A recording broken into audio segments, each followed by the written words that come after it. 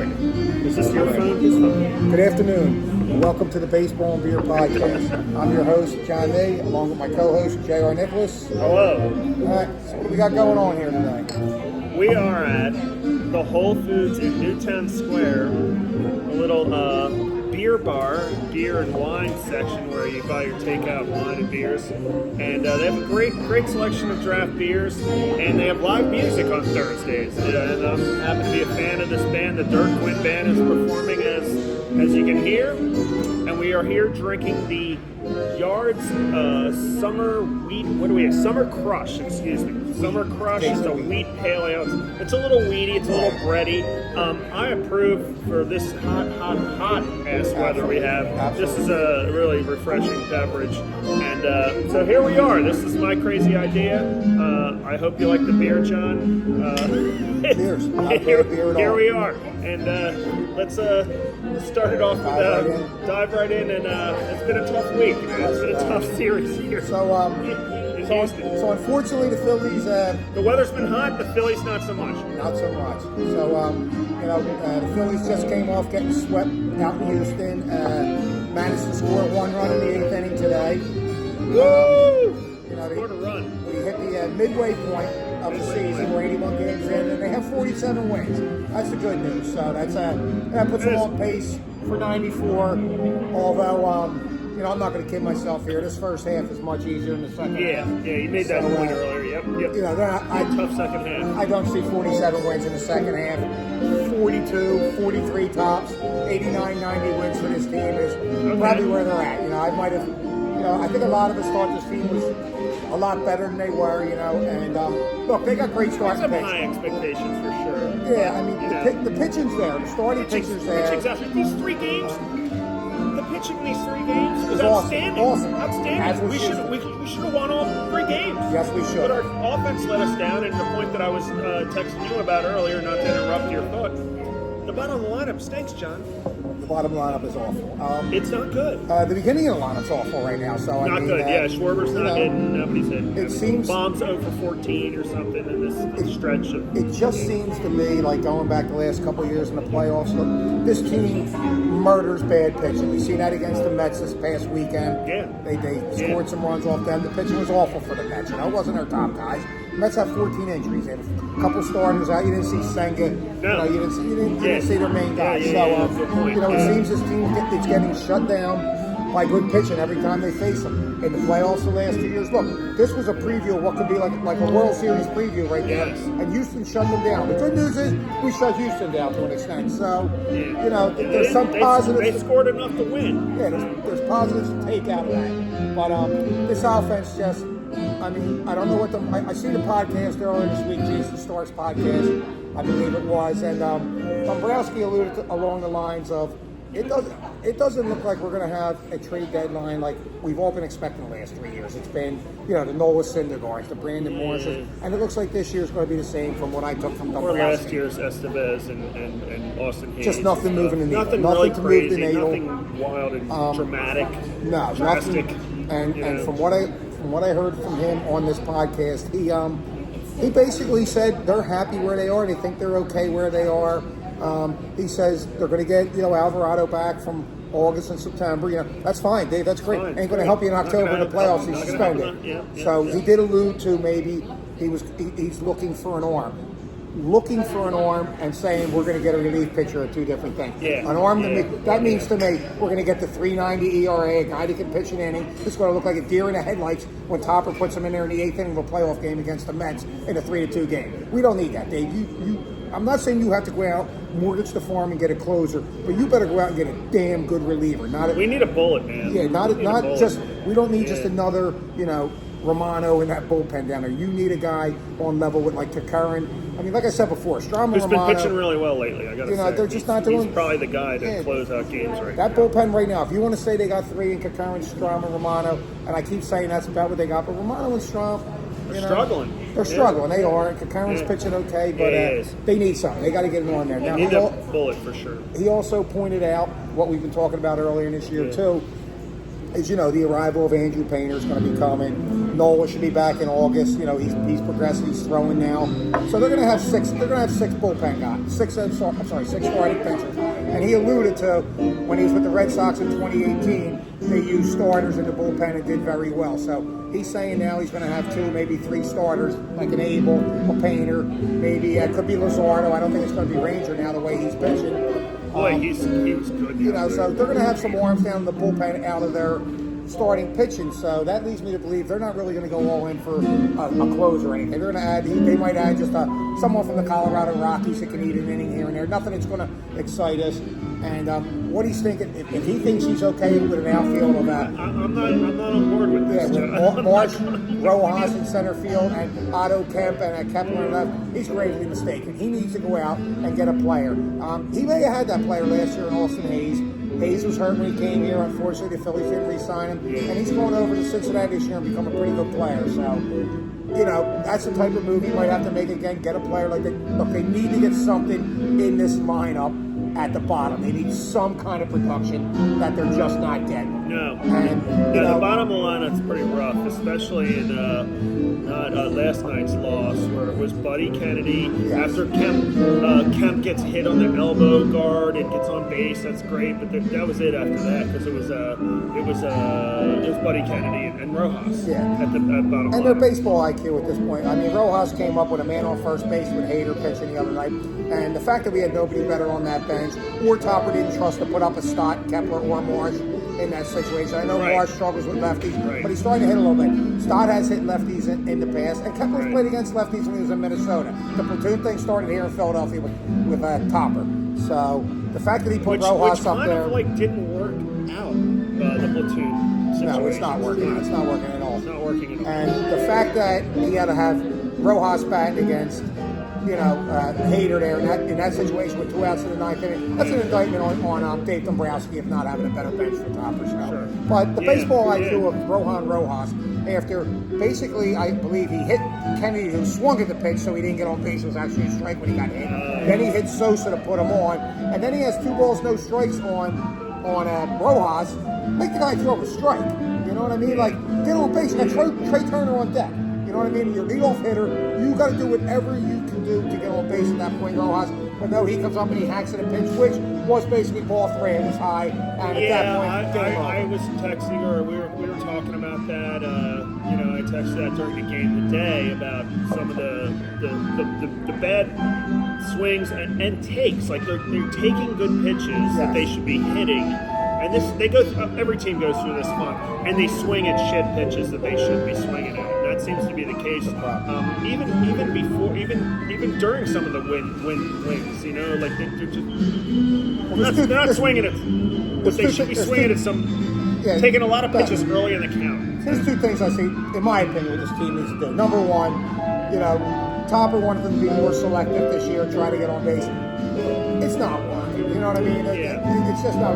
Go back to what this team can do. Or hacking early in the count. Start hacking again. Start hitting homers. Nobody has double-digit homers on this team at the midway point of the season, other than Schwarber. That's pretty bad. That's crazy. The Castellanos don't have 10. And Kepler don't have 10 or 12. Yeah. Stott don't. I mean, these guys. That's what they do. They hit homers. Topper's not the right manager, in my opinion, to do what they want to do here, be selective. And if he was, they would have won this series. If Topper was selective enough, if he wanted this team to be selective, the series that they were just in right here, a tight series like this, you'd see a guy like Stott on today, and Stott said it on the radio when I was driving up here and listening to the game a little bit. 3-1 count, man on base, so it's 2 outs. Run here, you're going to get a fastball. Turner was up, Turner's going to swing. Stott's not running. And then, you got to run on something like that, a 3-1. You got to lay a bunt down. You're going to be in tight games like this. You got to advance base runners. The small ball kind of went away from this series for sure. If you're going to go into a series, or you're going to try, if Dombrowski's going to try to say, we're a pitching team right now the rest of this year. That's what we're going to be. We're going to have help in the bullpen from our starters. And you're going to hit games like this in the playoffs. Most of the games are going to be tight pitching. And Topper's going to have to step up and beat him at. Rojas and these players going to have to get some bunts down. Barr's going to have to get some bunts down. Stott, they're going to have to run. They got guys who can run. Stott can run. Harper can run. Real Muto can run. You're going to have to try to make things happen because obviously this team we've seen the last 3 years cannot do it with the bats come playoff times against good pitching. They're going to have to win some 3-2 games, and it's going to have to be done with small ball, moving runners over, but suicide squeeze, man at third with the right guy. You got a guy that can run at third base, and you have a Brandon Marsh up a lefty. Get the bunt down the first base side and run the scores. game, It's not like that last hard. night, like last night's game was, we didn't have bases loaded, nobody out. That One kind of- out. One out. Harpooned that inning, They didn't and get then it done. we got to Valdez early, but didn't seem to score. Didn't put it away. This just- is it's a a game. very frustrating game. I'm going to give Houston their credit, if I may. They're a really good team, really Very good hot. team. Very good 5.5 up on Seattle now. Seattle's in first place for like the first month and a half of the season. Houston's really good, but I think there was at least 2 out of these 3 games were very winnable. Well, all of them. They were all winnable. All They were all winnable for us if we'd hit and played better or You whatever. just got to see the I'm a situation. little frustrated. I'm a little you're in. frazzled right now, John. Yeah, it's just. I mean, look. It's the things we've seen this year. You're not going to win in the playoffs with nothing against these guys, but Otto Kemp, Buddy Kennedy, and Weston Wilson, Laser coming up for the bullpen, and whoever else. He had a clean inning, unfortunately, but guys are bringing up like this. They're just these guys ain't ready. They're minor league players. You know what I mean? I don't think Crawford. We're all pining for Crawford to come up. I don't think he's the answer. A young rookie. He's probably not going to help. We're a little perplexed right now, aren't we? We're a little like, what are we going to do? Look, we need to put this series behind us and go down to Atlanta and hope it doesn't rain tomorrow night in Atlanta. I don't want any rain outs or double headers. Bullshit, because it's supposed to be shit weather down here. Weather's kind of crazy. Just have to see what happens. I mean, like I said, we're at the halfway point. It was a good first half. Yeah, we have 47 wins. We could have had like a handful, I'd say 4 or 5 wins for sure.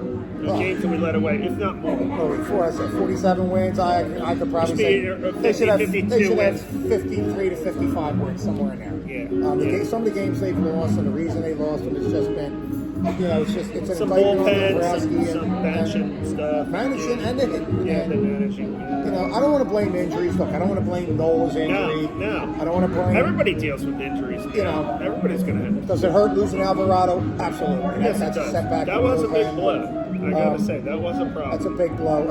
Harper being out's a big blow. But look, this team can lose in the playoffs whether Harper's here or not. We've seen that. So I'm not gonna say Harper's gonna be the savior coming back. Maybe this week in Atlanta.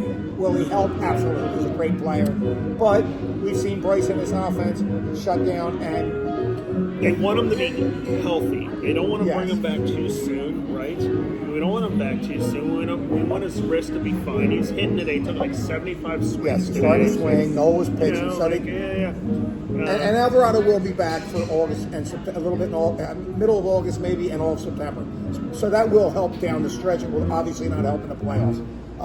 The thing getting back to the trade deadline. So we're about 4.5 weeks. Shenanigans over here. Yeah, we got some people having some fun with that. So sorry, I'm chuckling. We're about 4.5 weeks from the trade deadline. Like I said, the interview I seen with Dombrowski did not give me the confidence he's going to do what he needs to do with this team, and that's a big disappointment because, folks, in my opinion, this is my opinion only. I'll give you a reason why in just a little bit. They're probably going to lose Schwarber and Ranger Suarez next year. I hope not. Okay? Schwarber is playing himself out of the Phillies' money. We already seen that this year. They did not want to cross that threshold. So they're probably going to lose Schwarber. He's going to be paid by somebody, the Mets, the Yankees, who wants that 48 homers, 45, 48 homers. And Ranger's probably going to be out of our price range. And even if he's not out of our price range, you got Andrew Payne. Look, you're going to have Wheeler, Nolan, Sanchez, Lazardo. I'm going to rely on the fact that we have those guys. I don't know. I'm mixed. Yeah. I think they're going to let him Abel's go. good. Got a little shenanigans in the background here as well. I see somebody trying to dip in on us. So, I look, know. We got to do this more often, dude. in my opinion, Dombrowski and Middleton more. He's the final decision what Dombrowski can do.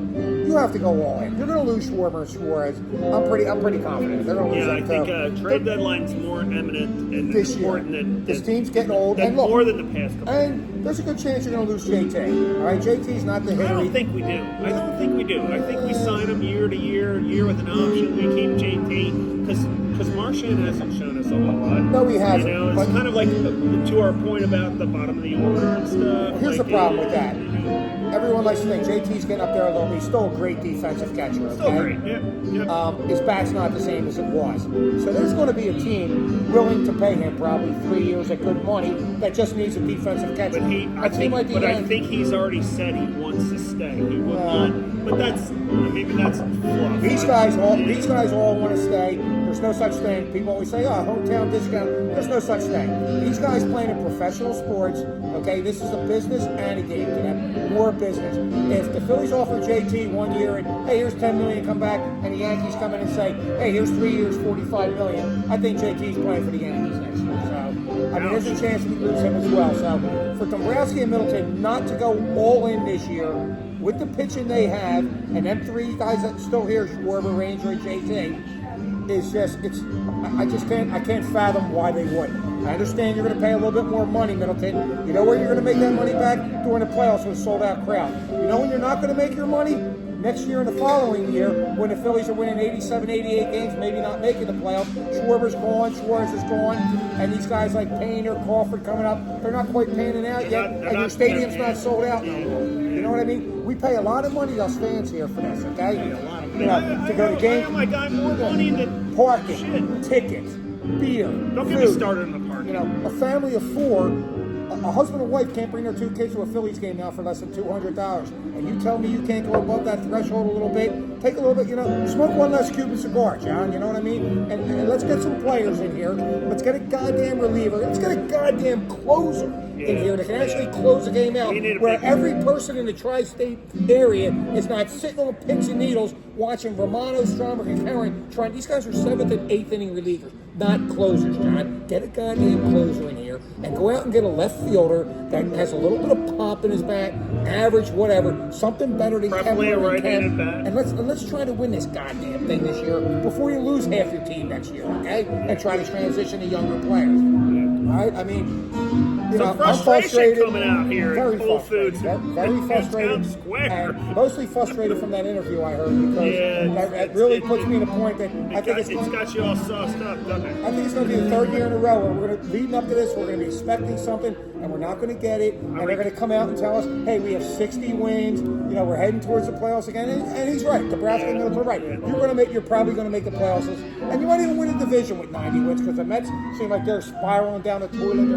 They're in a free fall. They're a little funky. Yeah, they are. You might make it. That's going to happen. But let me tell you something. If you really think you're going into a series with the Dodgers, a 7-game NLS, and you're going to beat them, you're going to take 4 games against the Dodgers with the lineup you currently have and the bullpen you have, no shot. No shot whatsoever. I recall just if I may, your podcast down at Sia in the Spinnaker.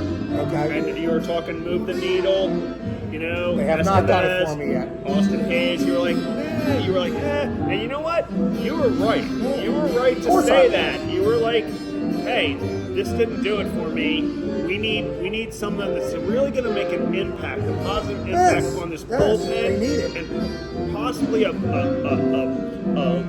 outfielder, left field, center field, whatever, that could then bench or put somebody on the bench that could have really help us in the line. I don't know about you folks, but the 7, 8, 9 in our order has been whatever Topper's trying to do, and I'll give him some credit. He's trying, but it's not working. It's not, it's not. Has Kemp hit a home run yet? No. And then has Rojas done really anything other than being a defensive player? And not a great defensive player again that we're told that he is. He's not. He doesn't steal bases like he should be. He gets the balls in the I think outfield, Marsh is the guy. Oh God, they're so fun. This is the most frustrating first place team I have ever seen. Which will probably be tied with the Mets after losing today. Yeah, So they are. It's not a bad thing, but Mets have been helping us by losing as well, as much as they have. So So we gotta beat up on the Mets, the Braves this weekend, and go from there. After which we gotta come home and play the Padres. Okay, we have it's gonna be a fireworks tough one. night on Monday. And The second half's gonna get tough. Crazy series with the times and hopefully we don't go into the heat waves with the 1 o'clock games and stuff. It's just gonna be. We're gonna get some more beers and we'll wrap it up and get some more beverages. So basically, folks, Go Phillies, man! Let's enjoy the next month. Pissing moon. I'll be back on it. We'll be back on a couple more times leading up to the trade deadline. Like I said, it's about 4.5 weeks away. After this next homestand, for hopefully, sure. the team can continue to keep winning despite their lineup and their managers' decisions, and the Joe Rosses and Tawan Walkers of the world have to come in. I know one thing's for sure. I cannot fathom the thought of a Pete Alonso coming up and say the 6th or 7th inning of a 2-2 game, and Joe Ross and Tawan Walker standing out in the mound with the game. If Dombrowski thinks they're okay with that, then folks, we're going to have a very short Red October again. Yes. We don't want that. Very quickly. So that's all I got tonight, folks. We're a little fired up, like I said, after watching this team. We're a little amped up after losing 3 in a row. Score one run. 3 in a row winnable games with outstanding pitching. Gosh, our pitching is solid, right? Solid Solid pitching. So, folks, enjoy the rest of your evening. Hopefully, this is the last night of the heat wave. Looks like it's going to get a little cooler tomorrow. Hopefully, everybody's back in power. Up the heat. And we'll be on another 10 days or so. Yeah. Have a great night, all. Cheers. Go Phil.